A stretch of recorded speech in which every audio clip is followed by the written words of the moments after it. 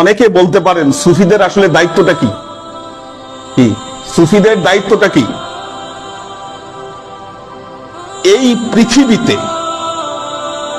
তারাই আল্লাহর সাথে তাদের নিগুড় যোগাযোগ তারাই রক্ষা করেন। এনারা যদি না থাকতো, সৃষ্টি জগৎ থেকে আল্লাহর সাথে নিবিড় যোগাযোগ এটা সাধারণ মানুষের পক্ষে রক্ষা করা সম্ভব হয় না।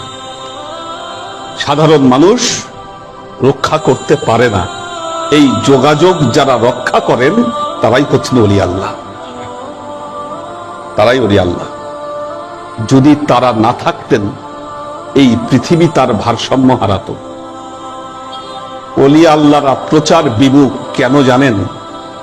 তারা তাদের কাজ, তারা তাদের কর্ম এটা প্রসিদ্ধি অর্জনের জন্য তারা করেন না, শোহরাত অর্জনের জন্য তারা করেন না। তারা করেন কেন? একমাত্র আল্লাহর সাথে যেন নিবিড় যোগাযোগ তৈরি হতে পারে, এই উদ্দেশ্য নিয়ে তারা করেন। কারণ তাদের কর্মের মূল হচ্ছে প্রেম।